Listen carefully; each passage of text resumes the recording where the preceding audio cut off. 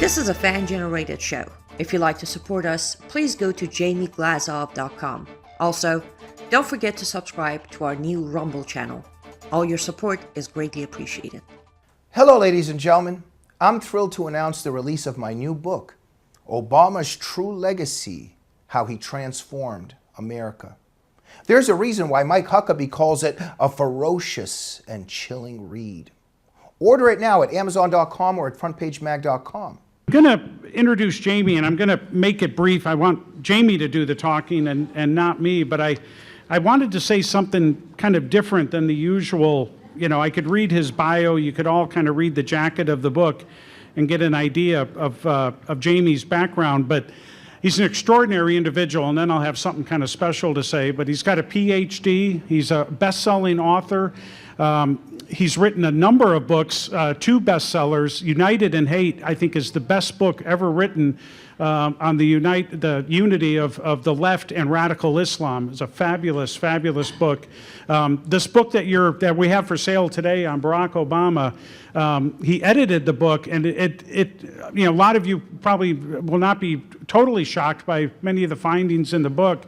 There's a number of great writers that he assembled in the topics that he picked for this book, but even for someone I thought I understood Obama pretty well, the book is a real eye-opener. It is absolutely shocking, and of course we're now in the 3rd term of Barack Obama's administration and awaiting a possible, this is not a political event, we are a nonprofit, but I can say personally, let's hope we avoid the Obama's 4th term. But Jamie Glazov's going to talk about the book and talk about Barack Obama and the impact that he's had, which is, even for a group like this, I think we sometimes underestimate the impact that Obama's had. But I want to say something kind of personal about Jamie, and he is one of the most brilliant thinkers that I have ever met, and I've been doing this for almost 40 years now. I've met a lot of great thinkers and writers. Jamie is really brilliant, and I say this. I'll use this as a comparison. You know, I'm kind of a generalist. You know, broad. You know, I've got kind of a broad range, which is a nice way of saying I know a little bit about a lot of things, right? I would have been nobody plays Trivial Pursuit. I would have been a really good Trivial Pursuit partner if anyone plays.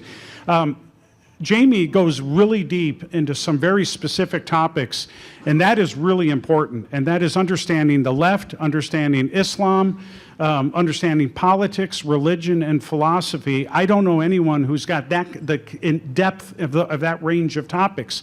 And okay, that's great. We get to hear a talk. We get to read the books. I don't think anyone in this room is going to be shocked by that. I think that we stand within a very short term of making a decision. We'll make the decision, the country will make a decision. Are we going to remain a free people, or are we going to be a people in bondage? I think it's that serious in what's happening to the country and the world. And you better have an understanding, or you better have people that have an understanding of what we face, and the enemy that we face on the left and Islam, that unity and what it's doing to our country and what it's doing to the world. You know, we work for David Horowitz. Daniel Greenfield's here. Robert Spencer is involved with the center, and it's great to see Joyce and Aubrey. Thank you for all your support for everything, and for Robert. And we've got Jamie Glazov, who understands the left as well as anyone. So as a colleague, I've known Jamie for over 20 years. He's a great friend. It's a real honor of mine to introduce and bring Jamie up to talk to the group. So thank you so much for coming.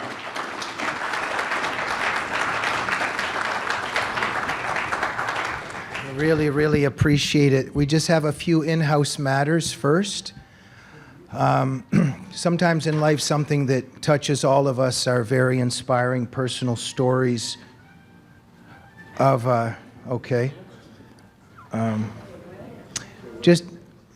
inspiring personal stories of people who have overcome all odds in life. And just 2-3 minutes, I want everybody here just to hear a very inspiring story. My friend James Richardson is just going to speak for 3 minutes. Hello, everybody. Can you hear me okay? All right. I'm going to lean over. Actually, can I take this off? Is that okay? Okay, here we go. First of all, it's such an honor and privilege to be with everybody here today. Jamie asked me to come and just speak a few words about my life and my story, and I hope that I can leave you guys with some hope and inspiration in your hearts today. My name is James Richardson. I'm 31 years old, and I was diagnosed with a chronic terminal illness called cystic fibrosis at birth. Now, if a lot of people here don't know what cystic fibrosis is, it's a very rare illness. Only about 30,000 people in the US have it. When I was diagnosed with cystic fibrosis, it was a childhood illness. So the average life expectancy was between 15 to 19. Doctors told my parents that I wouldn't live past the age of 19 years old. Thank you. Now, getting that news as such a young child, it's very difficult to operate throughout your life. I struggled and tried to analyze why I have this illness. Some of the symptoms that I had to deal with as a young child, I never knew what it was like to take a deep breath. I suffocated in my sleep for years, 26 years to be exact. I never knew what it was like to take a deep breath and be a normal human being. Throughout my entire life, I sat back and tried to analyze my life and ask why. Why do I have cystic fibrosis? Why was I dealt these cards? And I'm sure everybody here can relate to me when we talk about the cards that were dealt that we didn't ask for. Trying to navigate these cards, trying to understand our lives. So I was really analyzing my life and trying to figure this out. And throughout my entire life, not being able to breathe, suffocating, having these near-death experiences, it gave me so much wisdom. It gave me so much strength. It gave me so much empathy to give to my family, my friends, the people around me. Now, as I became a young adult, and I became 21, 22, became a young man trying to become something with myself. I was 26 years old, and cystic fibrosis is a progressive illness. So as you age, you get sicker and sicker until you pass. When I was 26 years old, I was at 30% lung function on my deathbed, and I had only a couple options. My first option was to get a lung transplant, where they cut your chest open, and after you have a lung transplant, they only give you about 5 years after the lung transplant before the drugs start rejecting from your body. So when I was trying, as a young man, trying to make a decision whether to have a lung transplant or to die, I really didn't know how to make that decision. I really didn't know what to do. I struggled with God, and I asked God, please let me breathe. Just let me have one deep breath. And after 26 years, a miracle drug came out of my community called Trikafta. Now, keep in mind, think about not being able to breathe for 26 years. I coughed chronically every day for 26 years. I never knew what it was like to take a deep breath. The most simple things that we have in life, waking up and taking that big deep breath and feeling that peace and the relaxation, I never felt that in my life. So after 26 years, I struggled with the decision to take this drug because I didn't know what the side effects were, but I had no option. I was on my deathbed. And after I took the first dose of that medication, after 26 years, I finally took my first deep breath.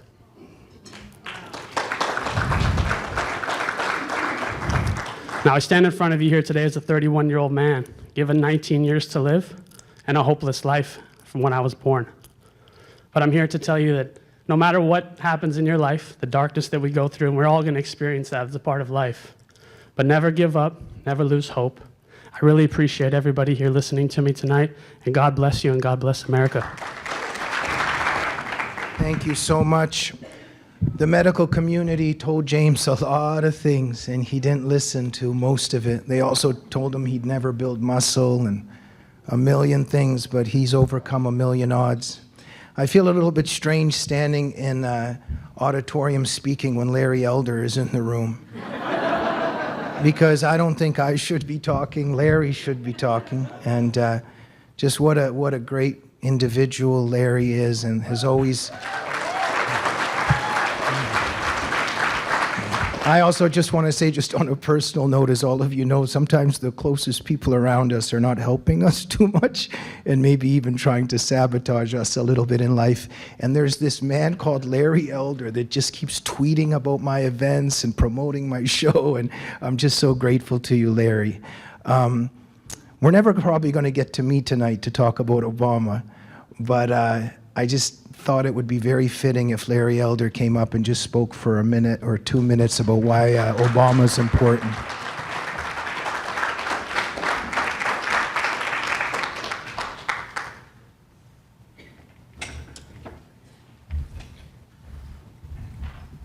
Jamie, you know you put in your life in your hands when you hand a radio host a mic. I'll try and be brief. I was at a football game with Nina a few years ago at the Coliseum when the Rams were playing there, and a buddy of mine invited me to the game. And he said there'll be some other people there. I didn't know who was going to be there. So I go there, and Antonio Villaraigosa is sitting next to me. And we don't agree on anything, of course. He's a very friendly guy, though, likable guy. He gets up to the restroom, comes back. He goes, "Larry, you're not going to believe what happened." I said, "What?" He said, "You know, they have these flush toilets at the Coliseum." Yeah, I said, "Yeah." He said, "My money clip got flushed down the toilet." I said, "Did you have any money in it?" He said, "Yeah, I had $300. I said, "Antonio, I have two reactions to your story. The first is, if that happened to me, the last person I would tell would be a radio talk show host. And secondly, leave it to a left-wing Democrat to literally flush money down the toilet." The book that Jamie has written about Obama strikes home to me. I was in Boston in 2004 when this tall, skinny guy with funny ears and a name nobody could pronounce came out to give the introductory speech to John Kerry, the Democratic nominee. And you might recall, there's no blue America, there's no red America, there's just one America, the United States of America. People went nuts. There's no black America, there's no white America, there's just one America, the United States of America. People went ballistic. I turned to my producer and I said, "I don't know who this man is, but someday he's going to run for president, and someday he's going to win." Fast forward, this newly elected senator ran for president. Now, Hillary was the odds-on favorite to win the nomination, you might remember, but he was gaining on her. And so he was invited on 60 Minutes. And the host was Steve Croft, and he said, "Senator, if you don't win the nomination and get elected, will it be because of your race?" Now, I was home by myself, and I sat back, I folded my arms, and I said, let's see how this man answers this question. Is he going to answer the way Al Sharpton did when he ran and lost and claimed it was racism? Is he going to give the answer that Jesse Jackson did when he ran and lost and blamed it on racism? And to my surprise, Senator Obama said, "No. If I don't win, it will be because I have not articulated a vision that the American people can embrace." I said, "Hallelujah. Not going to vote for you. Tax, spend, regulate, Obamacare type person, but at least he'll drop this nonsense that America remains systemically racist." And in fact, he gave a speech, a sermon at a black church when he was running, and he talked about how much racism there is in America. Now, my argument is that racism has never been a less important factor in America than today. And he gave a speech, and he talked about what he called was the Moser generation, referring to the generation of MLK. He said the Moser generation has gotten us 90% of the way there, which I thought was reasonable. There was a poll, 2002 Fox Opinion poll, 8% of Americans believe Elvis is still alive. So I'm thinking, okay, 10%, got the 2% you can work on. And he said, my generation, the Joshua generation, has to get us that additional 10%. So I thought his perspective on how much racism there was in America was spot on. That's the man America thought they elected. When Obama entered the Oval Office the third week of January, polls showed that both blacks and whites thought race relations would improve. When he left 8 years later, both blacks and whites thought race relations got worse. Why? For the entirety of his 2 terms, he played race card after race card after race card. The first was, you recall the Cambridge police, they briefly arrested the Harvard professor. The quick story is, Henry Louis Skip Gates, the Harvard professor, had come back from vacation, forgot his door key. So he and the driver pushed open the door, Cambridge, Massachusetts, neighborhood, high-end neighborhood, and a neighbor saw it, didn't recognize him as belonging to the house, called 911, which is exactly what you want your neighbors to do. White cop shows up, sees this man in the house, and very politely says, "Sir, please come out and show me ID." Rather than cooperate with that perfectly rational and lawful order, he copped an attitude. He said, "I'll come out if your mama tells me to come out." So he got briefly arrested. What Obama could have said and should have said, they've known each other for years, they're friends. He should have said, "You know, I had a talk with my friend Skip Gates last night." I said, "Skip, you're a role model for crying out loud. You're a Harvard tenured professor. And this cop gave you a completely lawful order. One of the problems in the country is a lot of young black men, when they get pulled over, refuse to comply. And an ordinary stop then gets escalated into something really serious. So you simply corroborated that people ought not cooperate. You should apologize to the officer." What did Obama say? And I quote, "The Cambridge police acted stupidly." Then, if I had a son, he looked like Trayvon.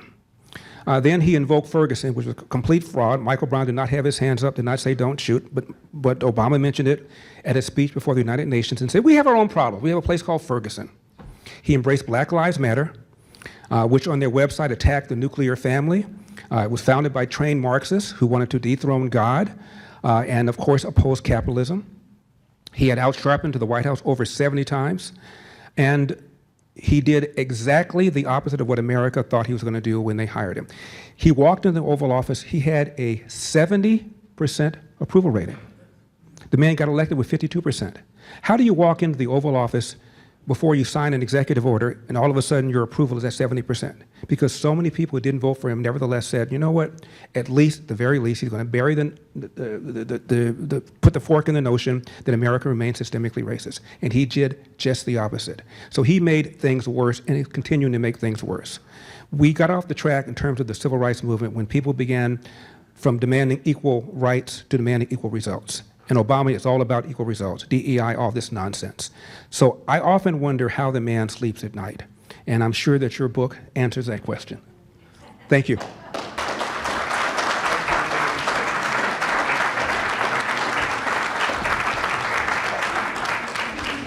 Thank you so much, everybody. Just before we begin, the Glazov Gang, my web TV show that I hope everybody watches, has the 2024 Man of the Year award that goes to Michael Finch.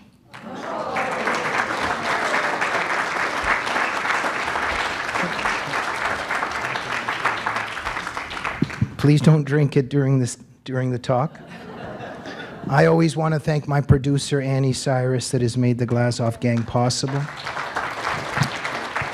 So many great people here this evening. I'm sorry if I leave somebody out. We have Sam Levine from Prager University. Of course, Larry Elder. Thank you very much, Joyce, for everything you do for the center. The Wieners, the Noor Amids are here. Darlene, thank you so much. Karen, thank you so much for everything you do.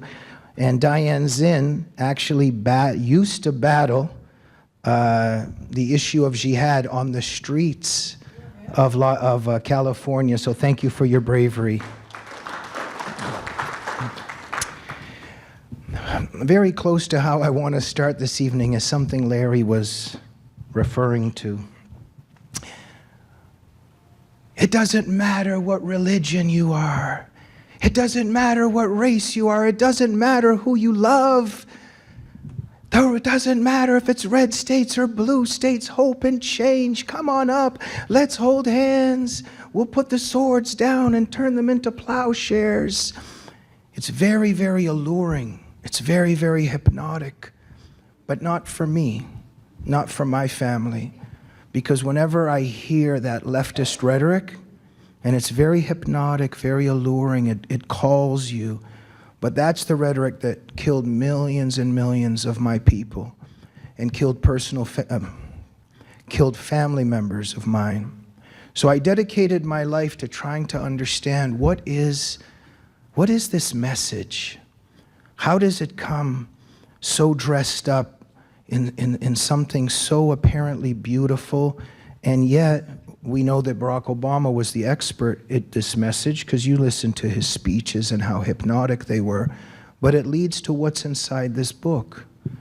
And this book actually scares me more when I reread it today than The Exorcist did when I was 11 years old, sneakily watching it on my TV when my family went to sleep. How can it be that a message that's so apparently beautiful, the earthly utopia, leads to hell every time? And this is something I've dedicated my life to trying to understand. When I was a little kid, this very intelligent man in my life, I was telling him something as a kid. I was saying, oh, but this guy was very bad, but I didn't know. I was a little bit confused. And he said, Jamie, evil doesn't always come with horns and a pitchfork and rah. It comes like an angel of light. And it's the truth, but it's just a little bit blurred. And that's how evil happens so often. So when we saw this man, Obama, first emerging, as Larry was also referring to just those speeches, the way that he talks. You kind of, if you don't know any better, you want to become a part of it. And again, this is something I dedicate myself to understanding. That, when Ray Liotta, what did he play? Henry Hill in Goodfellas, that one of those last scenes when he's pulling out of the driveway and the cops come and arrest him and they're screaming. And he said, I knew they were cops because cops make noise, cops scream. If it was the wise guys, I would have already been dead. And he said, because the wise guys come in silence and they come with smiles. And it's very important for us to understand this, ladies and gentlemen, because the left is a Christian, I will just say, and to our Jewish brothers and sisters, and we agree, a lot of us agree on good and evil, this is pure demonic evil. And everything we see happening today, from the destruction of our border to October 7th, which, by the way, Obama fertilized the soil for that, which is discussed in this book by the great Daniel Greenfield on his chapters on Israel. But how does this happen? And it's very important to go back to the Garden of Eden, because you see, the serpent appealed to Eve's best interests, or supposed best interests. I've studied psychopaths my whole life. I've written a book called Jihad as Psychopath, because as I studied psychopathy and I studied jihad and the left, I started to notice year after year that it's exactly the same tactics. The same way that jihad is destroying us, it's the same way that a psychopath charms his target, brings them in, and then snatches them. It's the same thing that Islam is doing to us. It's the same thing that Islam is doing to us. And when the serpent said to Eve, you can be God. You don't have to die. You will know everything. And he was appealing to what appeared to be her best interests. But we know that it was not just the destruction of Eve, but the destruction, in many ways, the fall of humanity. So this is a spiritual battle, ladies and gentlemen. I wanted to begin with that theme because so much is about deception. And I don't have much time this evening, so my manner is just jumping around a little bit and putting some pieces into a certain puzzle. But I want to talk a little bit about, I'm going to talk about how also Obama, while engaged in great deception, denied the ability of our side to engage in deception, which Sun Tzu taught is very, very important in war. And our defeat in Afghanistan is directly connected to what Obama fertilized in terms of the rules of engagement. This is often not talked about, and if I don't even have that much time this evening, I actually just want to talk about those rules of engagement because it just crystallizes everything that Obama is.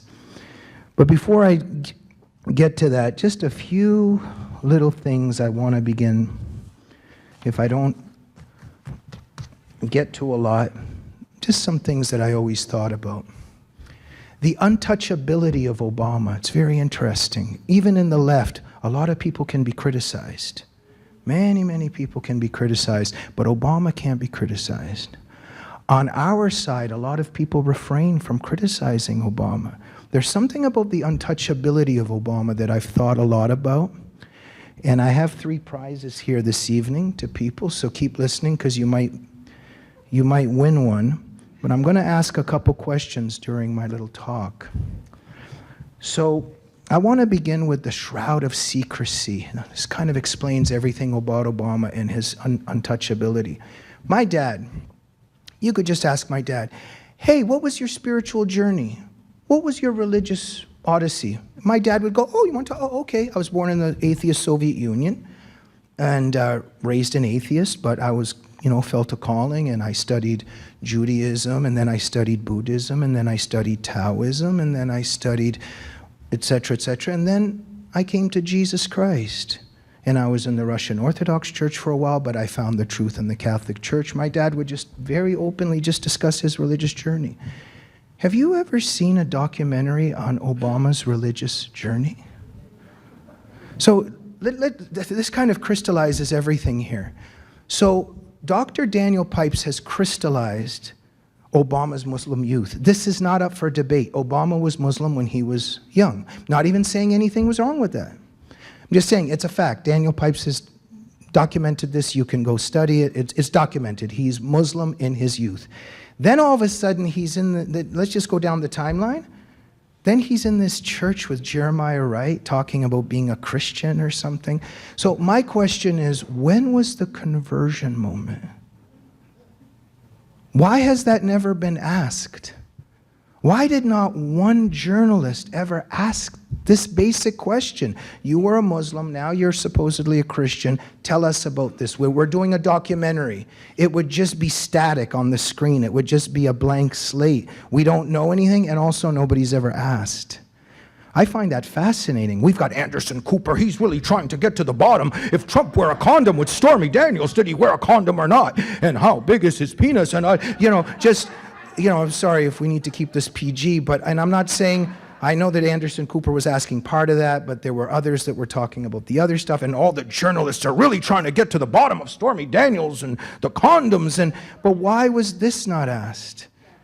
The journalists are really pursuing their jobs, but you would think that this question would have been asked. I just want to stress that this evening because it's at the bottom of everything.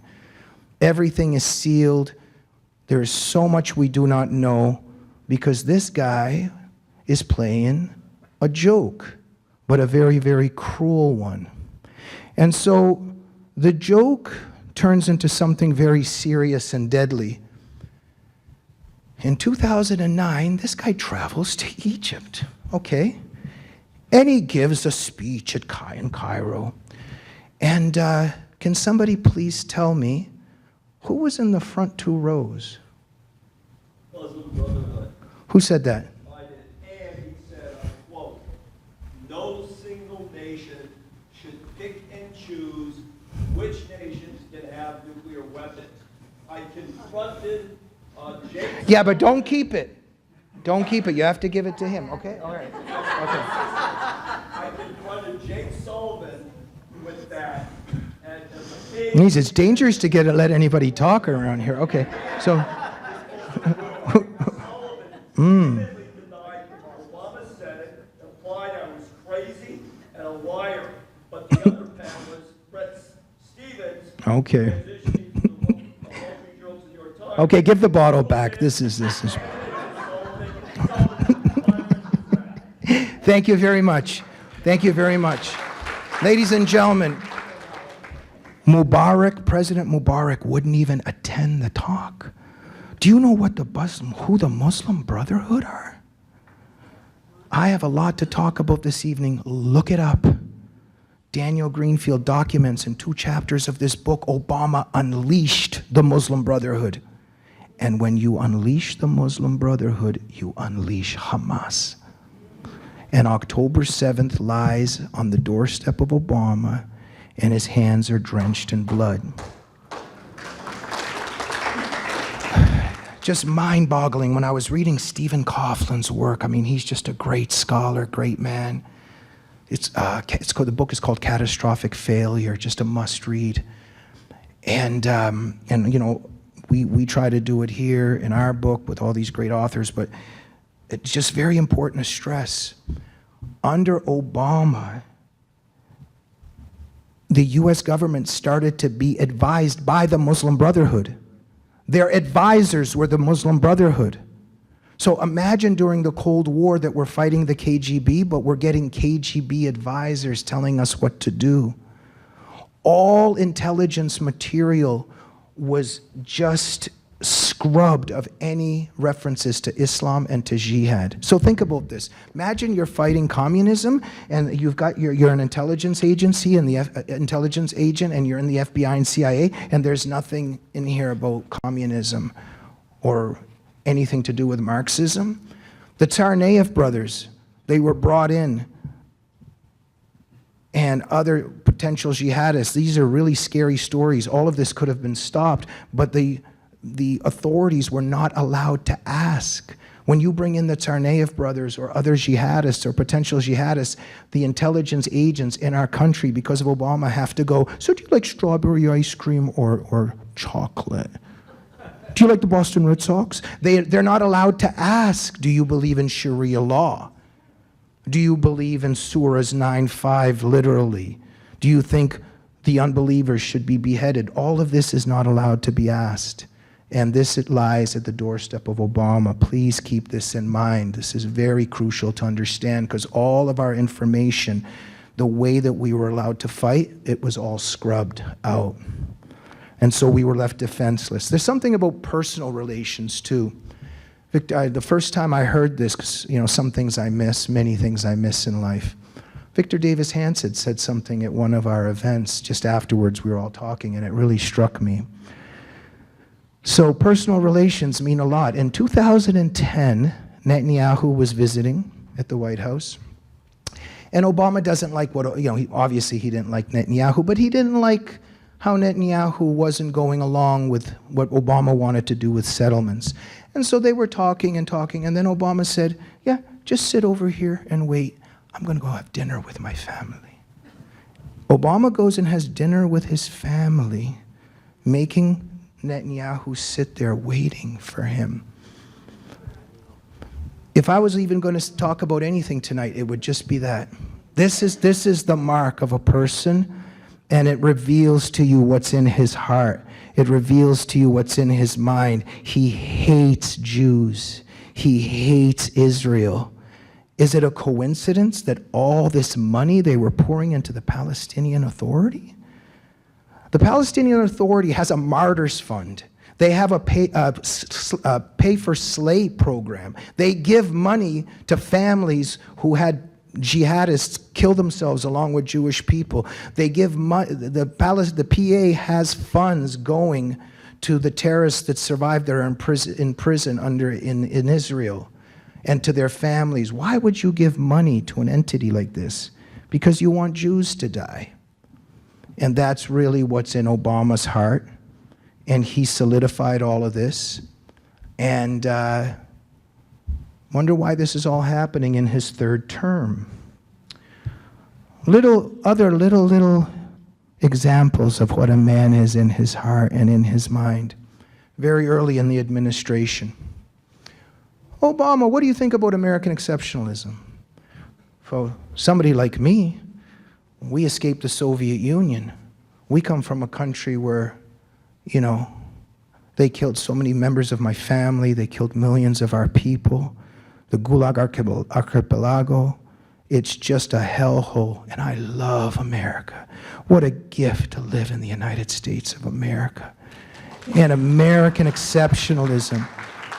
I studied the history of this country my whole life. What a precious, unique experiment.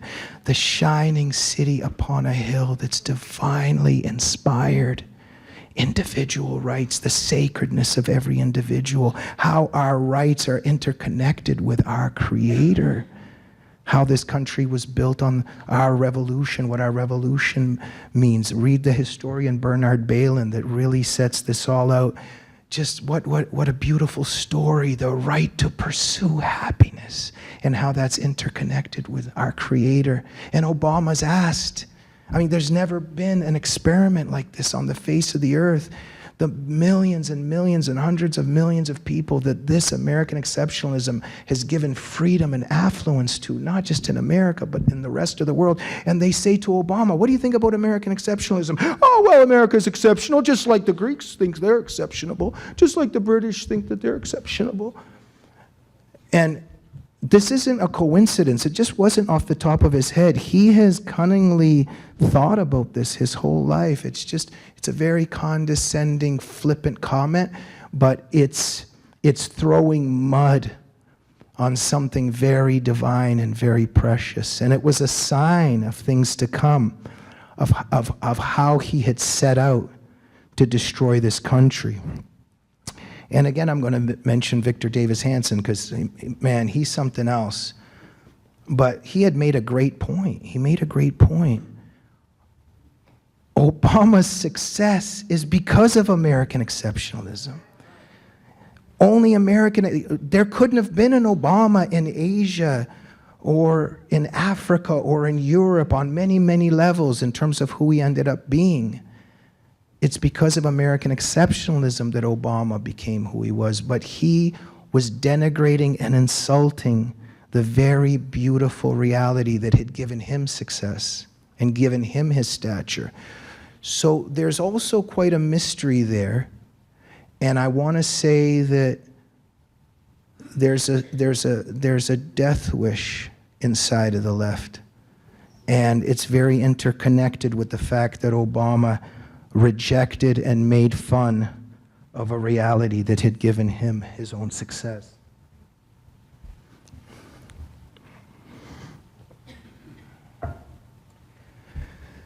This guy gets off a plane in 2008.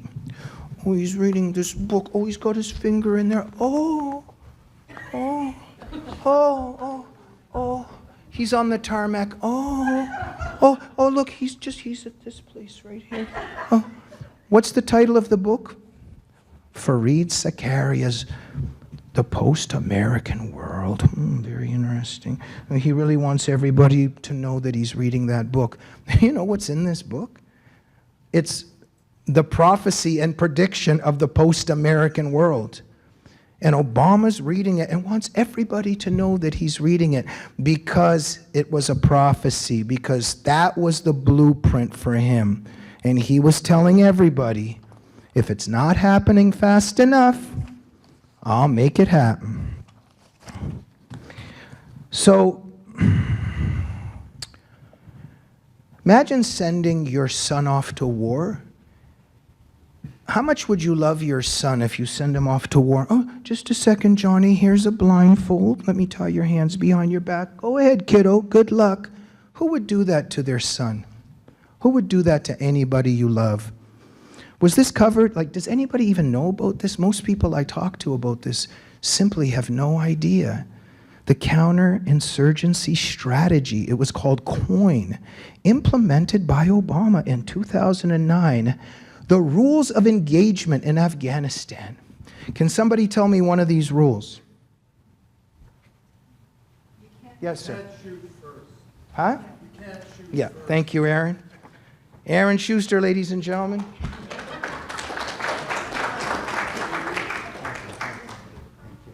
But the rule is you have to give it to the person on your right. No, okay. No, I'm kidding, I'm kidding. Thank you, Aaron. A great member of the Glazov Gang, by the way. I just want to talk about these rules of engagement. Because when people looked at the catastrophe by Biden, when you look at that, even a 5-year-old knows, oh, first take our stuff out, then we take our people out, right? Do you take your people out and just leave billions of dollars worth of equipment so the Chinese and the Taliban and ISIS can have them? Who would... This is very dangerous to include people with these prizes. Yes? Absolutely. Okay, give the bottle back now. No, I know. Thank you. Exactly, exactly. So it's just very interesting what we're watching today. Like, what are we watching before our eyes? What happened in Afghanistan? Is this even real? And the way that the establishment media covers for this, but the foundations are in Obama. People think, oh, Biden did this and Biden did that. No, no, no, no. Yeah, Biden did this and that. He's an employee. Let's just talk about Obama's rules of engagement. Just really think about this. We're in Afghanistan. No surprise searches. Can't do a surprise search. No nighttime searches. Okay. You have to call the villagers in advance of a search. And just think about this. Oh, yeah, we're coming. Oh, no, these are really good people. They really like us. They don't like the Taliban and Al-Qaeda.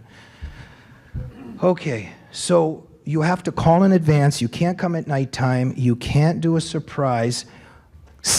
Afghan civilians have to be present, and they have to participate. So imagine you're trying to, and during the Cold War, stop a communist spy infiltration, and you're bringing the KGB with you and calling the communists ahead of time, telling them that you're coming. As the great man Aaron said, you can shoot, but they have to shoot first, or they have to be preparing to shoot. If you see somebody planning an IED, you can shoot, but if they're walking away, you can't shoot. I can continue this. This is a nightmare, but it's very clear what this was all about. Increase American deaths and casualties, decrease jihadi deaths and casualties. It's very obvious. Obama wanted American soldiers to die, and he wanted them to lose. This is an SOB. This is an effing MOF or something, but I didn't want to say. So we're trying to keep this PG. I really apologize, but I get very angry at this. This is a very, very evil man. This was Islamic law. Obama was enforcing Islamic law because Muslim lives worth more than non-Muslim lives. So this is what happened in Afghanistan. The letters that American boys and girls were writing to their families, they were saying, we're really worried, not about Al-Qaeda and the Taliban. These rules are going to get us killed. Have you studied the statistics of American deaths in Afghanistan? After COIN was implemented, there were like 2,000 casualties. 70% of American casualties happened after this was all implemented. So if you walk away with anything tonight, just think about Obama sending our troops into the battlefield with these rules. And we know what he wanted. We know what he's planning. We know that after his hope and change and yes, we can speeches, he goes home and he just rubs his hands in glee, knowing that American boys and girls are dying in Afghanistan and that we're going to lose that war eventually once he gets his third term. And they thought that they had it all in the bag with Hillary, but it didn't work that way. Let's talk about the border for a second. Another nightmare. So what we see happening on the border today, just like Afghanistan, again, this isn't Biden. Yes, Biden is an employee, he's doing all this. All of this is rooted in Obama. Read this book. It's a frightening, frightening story. Joseph Klein writes the chapter in here about the border. Obama does nothing about the wall. Undermines law enforcement. He punishes state and local authorities for trying to fulfill immigration laws. ICE and other employers, if they tried to do anything about illegals, they were punished. Catch and release policy, if you know anything about this, study it. This is all Obama's doing. Preventing the deportation of illegals, all Obama's doing. Something else that was very clever that Obama did, not just supporting all the bad guys throughout the United States running for open borders. Obama blurred the distinction between illegal immigrants and immigrants. They're very clever how they did this. You just blur the two together. And Obama architected all this. He engineered all of this. He got it all into our minds. You see how people talk about immigrants now? This is all very much about Obama. A lot of our cultural discussions, it doesn't focus on who's illegal and who's not illegal, because Obama blurred those boundaries on purpose. A lot of people think, well, I always want to be careful here. I'm not being condescending like a lot of people think this, but I know this. I don't mean it in that way. But I mean that there's a cultural brainwashing in effect. And there's this thing with, oh, the Democrats just are trying to get political power. The Democrats are just trying to get political power. Yes, it's that. It's very much that.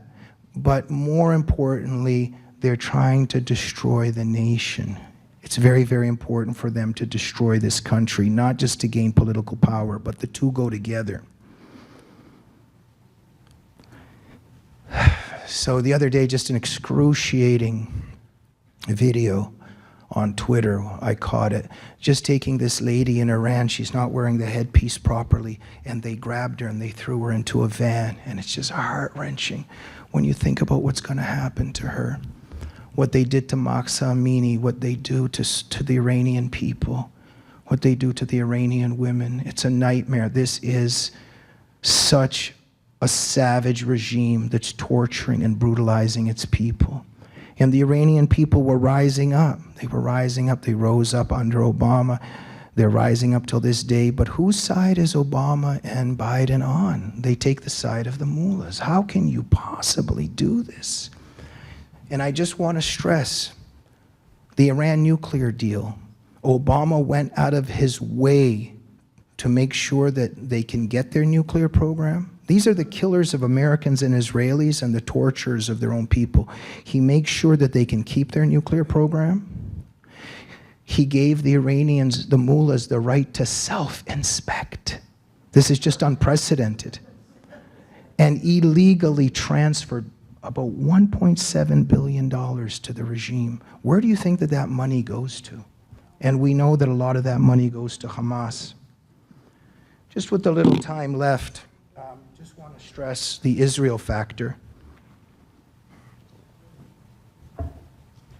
And this doesn't, I mean, when you read this book, this guy unleashed the war. By unleashing the Muslim Brotherhood, he unleashed the civil wars in Iraq and Syria. He unleashes ISIS in the Sinai in Syria. Trump shut ISIS down in about 5 minutes. Do you remember that? I mean, 98% of ISIS's territory was gone. What was Obama doing for 8 years while they're riding around in their pickup trucks? Like you couldn't get them somehow? How is it that Trump got rid of ISIS in terms of territory within a couple months and they exist? You got to think about this, right? And think about what ISIS is doing to the Yazidis, what ISIS is doing to the Christians. It says it all. And so October 7th, Daniel Greenfield, brilliant chapter in here on the betrayal of Israel. Obama shifted, as Daniel documents, he shifted from American foreign policy supporting Israel to supporting Islamists throughout the world. And he's the first one to really do this. And when you look, why were anti-Israel groups so welcome in the White House under Obama? Why were the pro-Israel groups banished? Why was Israel under so much pressure to release killers in their jails? Why was Israel betrayed at the United Nations? This is all because of Obama. They were giving money to the PA, millions of dollars. When Trump was inaugurated, I don't know if you know, John Kerry, just in a panic, was trying to transfer $221 million more to the PA. This is just hours before Trump got in, because they know what Trump's going to do.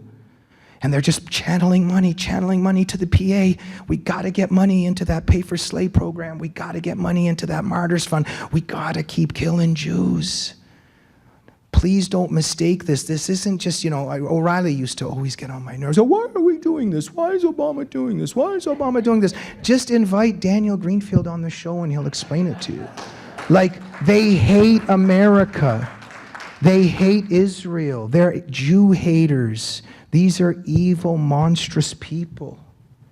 And so, Trump was just miraculous for this country, and also what he did for Israel. I mean, the transfer of the embassy, the recognition of the Golan Heights, the shutting down of the PA, wonderful things.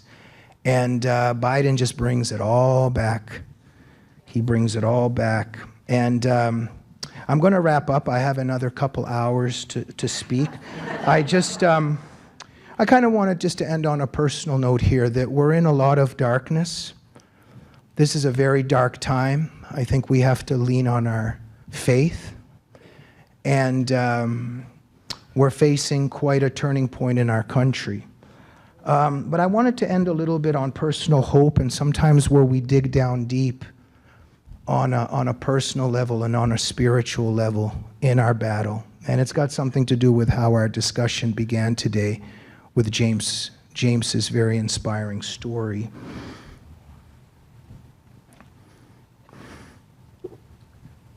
Mike, I got just 4 or 5 minutes left, okay? So I just wanted to end on this here. I come from a family from the Soviet Union. My mom's dad never came back from the war. She spent her life jumping on top of a bed. She was 3, 4 years old. She used to imagine him coming back on the horizon, but he never came back. And we found out that my granddad wasn't killed by the Nazis. He was killed by his own side. He was a doctor. He wouldn't participate in the tortures that the KGB was inflicting on dissidents, and they killed him because of that. And my mother's tears, looking at my mother's tears, was when I was a kid. My hatred of the Soviet Union was born in her tears. I have an uncle. He was in the Gulag. He used to write letters to one of my great grandmoms in the Gulag, and she could never read the letters because he cried so much while he was writing them that you couldn't even read the letters. It's quite a story in our family. These were the things that I grew up thinking about when we escaped, and my devotion to fighting for freedom and fighting against evil was solidified in that atmosphere, because my dad and mom stood up against the Soviet regime and they were ready to go to prison. And my dad used to tell me, because I used to say to my dad, why did you risk your life like that? Because my dad wrote petitions and signed petitions, and he was standing up for dissidents. And my dad always used to say to me, I would rather be in prison than live as a snitch in society. I would rather be in prison than live as a slave. And we need that spirit in our hearts as tomorrow happens, because, ladies and gentlemen, we're entering a dark time. And I just wanted to share two moments in time that I live with. Anatoly Sharansky was a prisoner for a very long time in the Soviet Union. I don't know if you remember, he's just a very brave dissident. And when they exchanged him for the other spies on the bridge in Berlin, he zigzagged. And later they said, why'd you zigzag? And he said, because the KGB told me to walk in a straight line. Until the last moment, he stood up with that triumph of the human spirit. And many, many years later, he became a minister, an official in Israel. And they went to visit the Soviet Union. And he went there with his wife. And he was visiting the Lubyanka, it's the KGB headquarters. This just touches my heart so much, this story. And I live with these stories. And, you know, all the FSB KGB men are there, and they're all meeting. And he said, you know, I want to take a look at the cell that I used to live in for years here. I want to take a look at the cell, if you don't mind. And they go, yeah, sure, we'll show you the cells over here. Come over here. He goes, no. This ain't where the cells are. I'll show you where the cells are. And he takes them to the very bottom. And there's this cellar in the very basement, and he comes in and he opens it, and the FSB's a little bit embarrassed, and he walks in, and it's just this little cubicle, and his wife, as they all come in, and he says, excuse me, can I have a moment alone with my wife for a minute? They go, okay. And when he was alone with his wife, he said, this is where I spent my time. Does this look at all familiar to you? And she responds, it looks very familiar because I was with you here every second. And Hebrews 13:3 tells us, always think about those in prison as though in prison with them. And I just want to tell that story because I live with that story, that love between his wife, Sharansky, and his wife, Avital. This is the love that we need to keep in our hearts every day. Because while we fight and while we do all the activism and everything that we need to do, that love, ultimately, the love of each other conquers evil. And one more, and then I'm going to let everybody go, but it's just very personal to me because these are the stories that I live with. Armando Valladares, Cuban prisoner of conscience, Castro's prisons, 22 years. Just because he was a free thinker, he was a poet. So they throw him into, and his book is called Against All Hope. Just what a book. It's the Cuban version of the Gulag Archipelago. And I read that book as a young kid. My dad gave it to me to read. My dad was always worried that he was introducing me to this literature maybe when I was too young, but I'm very grateful to him for educating me and sharing everything. But I remember I read Against All Hope, and they put him in this cellar, and they were throwing buckets of feces and urine on him, etc. I apologize, but I think he suffered more than us hearing about it. And after about 30 days, they used to poke him every 2 hours. They wouldn't let him sleep. And when he came out, he had to peel this extra skin off of him, which was all the dirt.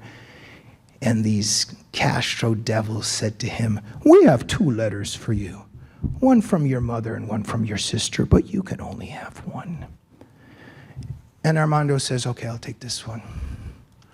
And this moves the world for me. He got back in his prison cell, and he took the letter, and he put it under his cot, because he was going to read it on his time. And you see, it gets to a point in life, ladies and gentlemen, where it becomes the battle for something much deeper than what we see. It becomes a battle for something inside of our hearts. This is a battle for the human spirit. And no Castro dictator, no army, no TNT, no Cuban tanks or torturers could reach into Armando's soul and conquer him there.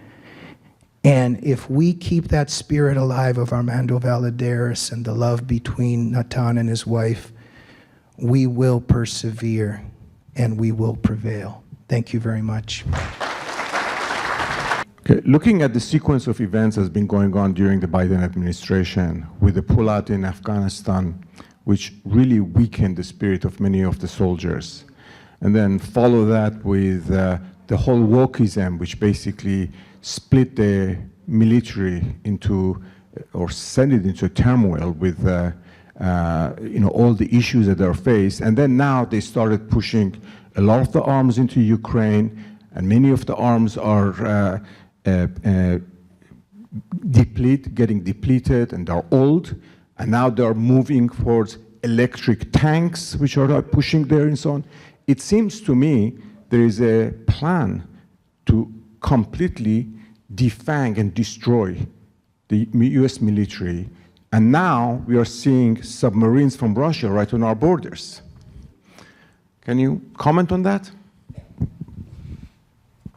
Well, thank you so much. And I think you really answered your question. It's where do you really start? So these potions that they were giving our military people, as we know, and also the critical race theory that they're teaching our soldiers. Okay, so you're in the American military, and now, welcome American military people, here's a video for you. America's evil, America's not worth defending, now put on a dress. Like what? So there's a deliberate attempt, as our intelligent commentator and questioner was asking, definitely a deliberate attempt to destroy our American military. We're seeing it happen before our eyes. And also to turn the American military, what I fear, on American citizens, that I think is coming up. Senator Grassley from the great state of Iowa, when asked, said it was Susan Rice, who's the operative within the White House, that's running everything. Question, do you have any insight as to how Barack Obama, through Valerie Jarrett and or Susan Rice, operate within the White House and the agencies? Do I get any bottles of wine from France?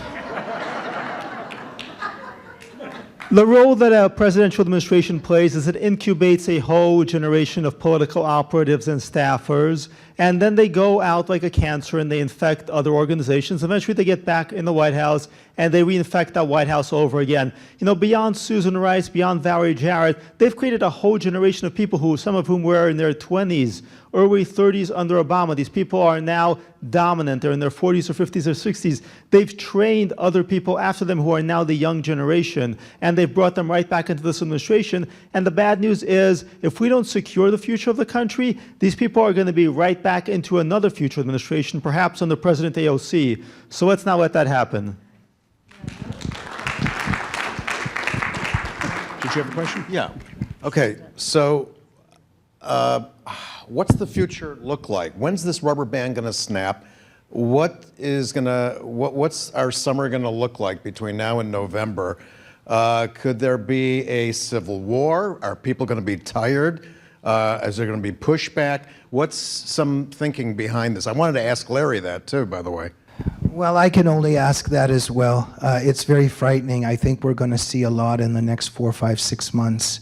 And it's going to be nerve-wracking. They're building fences and barricades around the Supreme Court right now. So something's coming there. But my own intuition and my fear and skepticism is even if Trump wins, they're going to do something if their ballot harvesting doesn't work. So, you know, they've got this bird flu coming now, but there could be a martial law, but they're going to do everything they can to stop him. Jamie, I don't know if you would agree with this assertion. You mentioned Sharansky. My kids only know about Sharansky because of me. Do you agree that we have failed to teach the last 30, 35 years, to teach what the Soviet Union was all about? And if you agree with that, what has been the effect of failing to teach about what the Soviet Union? Yeah. Well, thank you, Josh. And that's one of the keys. If you read the KGB's plans, you read their documents, you read what they were all up to, definitely the education of our young and getting to the young people. And I remember I taught in university for a while, and the first, second university students, I mean, they didn't know who Stalin was. They didn't know who Lenin was. So they took it out. They're very clever what the left has done, you know. There's a reason why these drag queens don't go to senior citizen age homes and don't dance for senior citizens. They dance for the children for an obvious reason. They go with the young, and they remember all their threats will get you through your children.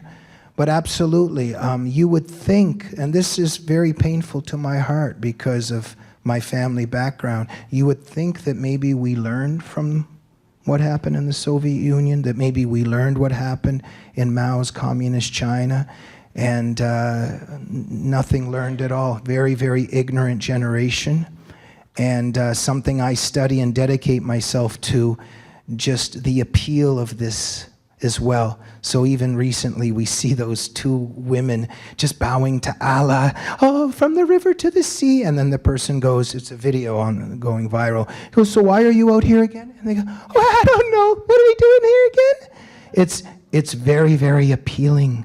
It's very appealing to support Hamas, to support Islamic Jihad, to support anyone possible that's going to destroy the United States of America. I don't really have a question. I'd like to make a comment. I am a diligent Bible study person, and I write a weekly article for the United States, one of the largest African-American owned newspapers in the United States, the Sentinel. I write every week. My perspective is that I look at what's happening in society, and I look at the Bible, and I compare what can we glean from the Bible to get a perspective on what's happening with us here. So I want to make this comment. When you read Daniel, the book of Daniel, and you see that Nebuchadnezzar had the Babylonian world, or his world, for like 2 millennia. There are other kingdoms that only existed for a much shorter period of time. One of the scriptures in there talks about the image. I'm sure somebody here knows about the image, the Nebuchadnezzar image. It's about a timetable of what is its prediction of what's going to happen, what has and what is going to happen. The strategy in there, which I see this strategy in the world, is that the people are hypnotized. I think that people are hypnotized. And it's like the music that they played with all the magicians, and I see that there are many people in this world who they are not literally magicians, but they are leaders. And the leaders are playing the music. And they want to hypnotize everybody to fall down and worship to this music. The music is the world, it's what you're talking about. And all these different perspectives of what's going on, the school, and we have charter schools for the last 20 years. We've been operating charter schools in the low-income communities.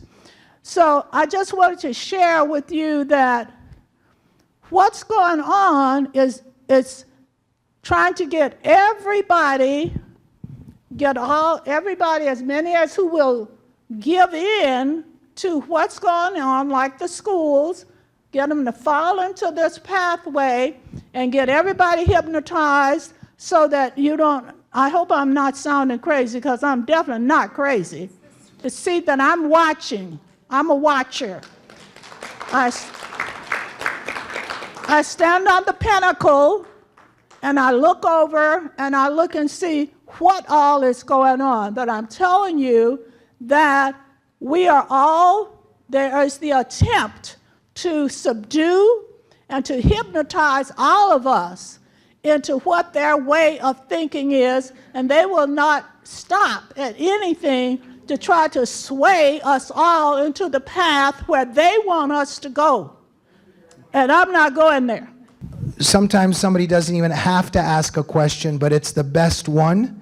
Darlene, thank you very much for a great question, and I knew you had a great one. You don't have to ask it, and you're one of my favorite people. Thank you. Darlene Casella, ladies and gentlemen. Okay, final question. I didn't ask a question. I answered a question. No, I just wanted to kind of bring it around full circle, because one of the most frightening things happening in America today to me are the January 6 prisoners and the way they've been treated. To think that this is happening in America, political prisoners, some of them who haven't even had a trial in 3 years. Like, how is that even possible in America? Some of them have been sitting in these languid prison cells. And I was hoping maybe you could address that, Jamie, the January 6th. Can we let Darlene, because that was sort of a question. Darlene, do you have a question? No, I just knew that she was going to ask a great question. She doesn't have to ask questions. We already know they're going to be great. Ladies and gentlemen, this will be a little bit of a self-serving answer. Why I'm so... Oh, by the way, before I forget, this is connected to it. The untouchability of Obama, it's because he's a demagogue. The left is a religion. It's blasphemy to criticize Obama. So very, very important to remember that, because we're in a spiritual war and he's God for the left. Exactly, exactly. Ladies and gentlemen, a lot of things are never discussed. That's why I started my web TV show, The Glazov Gang. Please watch it. Please support it. We're having a very difficult time because of shadow banning and persecution. So please support the Glazov Gang. And guess what the Glazov Gang is doing this Thursday? Interviewing Jack Cashel, his new book, Ashley, who was killed on January 6th. I just read it preparing for the show, and you're exactly right. This is a gulag. Read the book. It's actually terrifying what Jack Cashel shows. I mean, this is entrapment. This is a very horrifying story. But when you start going down the rabbit hole, it's wow. They had this all. A lot of it is. I'm a little bit speechless, but there's a Gulag archipelago. The January 6th people are suffering terribly, but they are actually the heroes and the people that were trying to save America. And by the way, I'm not supporting anybody busting into a place or whatever. I'm talking about what was done and how they orchestrated and who they got to penalize and who they got to put in prison, et cetera, et cetera. But yes, very frightening story. And what's happening to the January 6 prisoners, it shows that there's a literal Gulag archipelago happening in the United States now. And as Trump says, if they can do it to him, they can do it to all of us. It's very, very scary. But tune into the Glazov Gang with my interview with Jack Cashel. The book is called Ashley. And I just finished reading it. It's just really terrifying what they did. What can we do? I mean, we're listening. I know no more questions, but it's very frustrating. How do you fight back? What can we do? Yeah. So I also want to finish with Daniel on this because he's great with solutions. I think just from even the beginning, I think that we have to, number one, support the freedom fighters on the front lines. This is crucial. So we support organizations such as the Freedom Center. We support all the groups and organizations that are fighting. We support the people who are telling the truth. We get involved in activism. We get involved with information sharing. And everybody's got to get on the front lines and do what they can to spread the information and to support the people that are fighting. But let Daniel finish on that because he's very good on it. We're going to give the final word to Daniel Greenfield.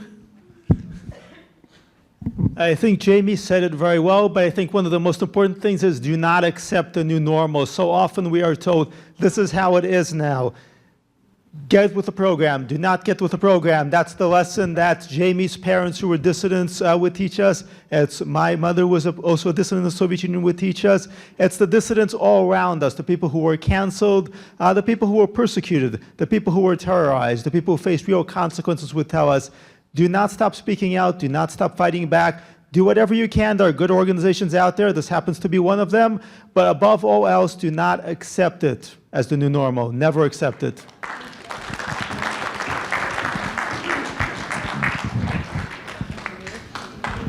And everybody, please give our cameraman, Ali, and also our great cameraman, Glenn, in the back. Thank you for our security in the back as well. And thank you for everybody attending. I really appreciate it. And a shout for Michael Finch. Mike, Mike, Mike, Mike, Mike, Mike, Mike, Mike.